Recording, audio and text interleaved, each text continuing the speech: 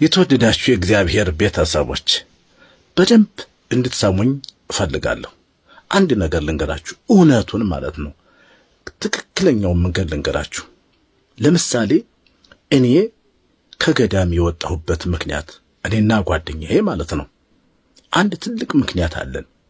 ልንገራችሁ። የተለያዩ መነኮሳት የራሳቸው የሆነ ምክንያት ይኖራቸዋል። እኛ በለሳ ሐሙሲት ከየኔታ መዝገቡ አይነ ስውር ናቸው። የቅዳሴ መምህር ናቸው። ቅዳሴ እየተማርን እያለን በእግዚአብሔር ፈቃድ ተከዜን ተሻግረን በአምደ ወርቅ አድርገን ሰቆጣ ገብተን ከሰቆጣ ደብረ ሐመልማል ባህር ኪዳነ ምህረት ከምትባለው ገዳም ለምናኔ ሄድን፣ ገባን። ገዳማውያኑ መናንያኑ በክብር ተቀበሉን፣ ከአበምኔቱ ጭምር በደስታ ማለት ነው። እኔ የገጠር ልጅ ነኝ። ማረስ እችላለሁ፣ መቆፈር እችላለሁ፣ እቀድሳለሁ፣ ሰዓታትን ቆማለን፣ ኪዳን እናደርሳለን። ሁለገብ ሰራተኛ ሆነን ገባን፣ እኔና ጓደኛዬ። ሌሎቹ ከከተማ የሄዱ ናቸው፣ ብዙዎቹ ማለት ነው። በትምህርት ወድቀው አልሳካላቸው ያሉ ወንዶችም ሴቶችም አሉ። መናኞች ናቸው። ግማሾቹ መንኩሰዋን፣ ግማሾቹ አልመነኮሱም። በአመክሮ ውስጥ ነው ያሉት። አሁን ትልቁ ነገር እግራችን ሳይሆን መመነን ያለበት ልባችን መመነን መቻል አለበት። ልባችን ወደ ገዳም መሄድ መቻል አለበት። የብዙዎቹ ወንድሞችና እህቶቼ በእግራቸው ሄዱ እንጂ በልባቸው አልሄዱም ነበረ። ትልቁ አደጋው እዚህ ላይ ነበር ችግሩ።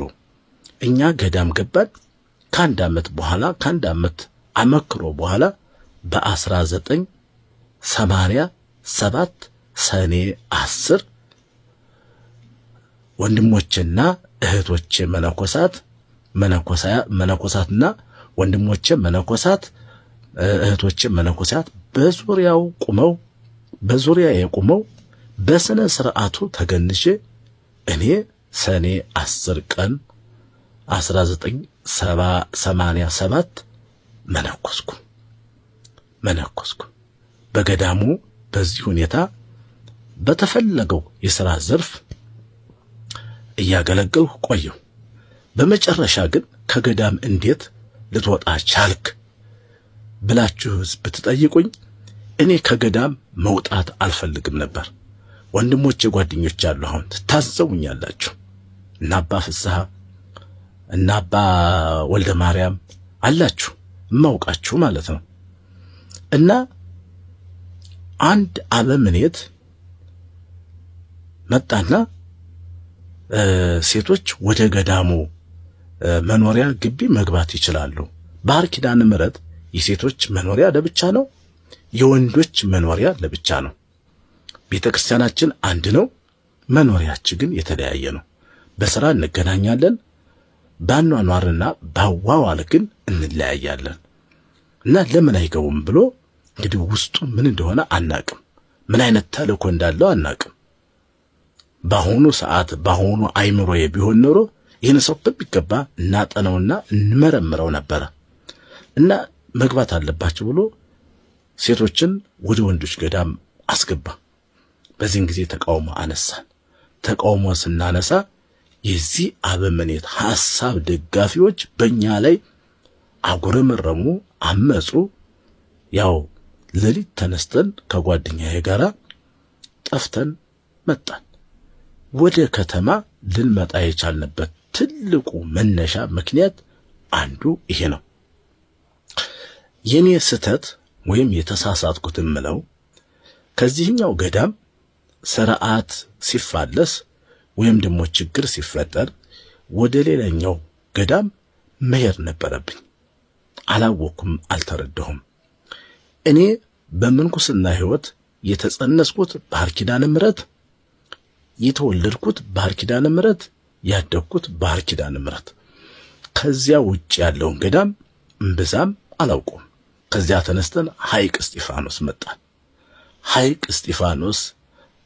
እስጢፋኖስ ቤተክርስቲያኑ ውስጥ ያለውን ወይም ግቢ ውስጥ ያለውን መንበረ ጵጵስና የሰራነው ሸክላ ተሸክመን ውሃ እየቀዳን የሰራነው እኛ ነን። ብፁዕ አባታችን አቡነ አትናቴዎስ ከኢየሩሳሌም እንደመጡ የወሎ ሀገረ ስብከት በሆኑበት ሰዓት ከዚያ ተነስተን እንግዲህ ሰው በሰው ያው የኔም ምክንያት በጣም ብዙ ነው፣ ሰፊ ነው። ስራዬ ብዬ ግን ከተማ ለመኖር አልመጣሁም። ይህን ነገራችሁ። አሁንም እግዚአብሔር ቢፈቅድልኝ ኑሮዬን ገዳም እንዲያደርግልኝ አሁንም እግዚአብሔርን በጸሎት እየጠየቅኩት ነው። እውነት ነው፣ ትክክል ነው። የመነኩሴ መኖሪያ ገዳም ነው። በቃ የኛ ህይወት ጥሩ ህይወት የሚኖረን ገዳም ነው። በቃ መነኩሴ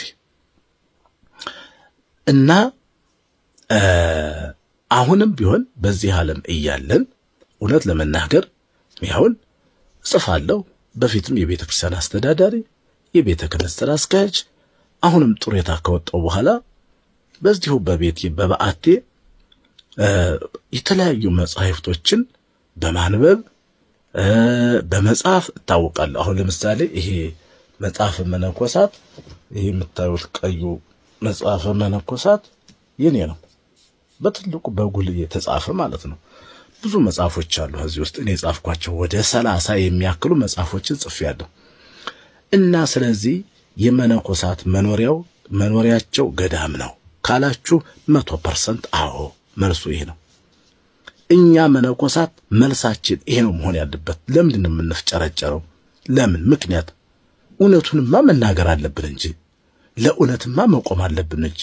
ዋናው ትልቁ ነገር ቅድም እንዳልኩት እኛ በዚህ ዓለም ስንኖር ዓለማውያን ሰዎችን ክርስቲያኖችን ጎድተናን ወይ? ቤተ ክርስቲያኗን ጎድተናታን ወይ? አጥቅተናታን ወይ? የሚለው ሐሳብ መንሸራሸር አለበት። ሶስተኛውን ክፍል እቀጥላለሁ።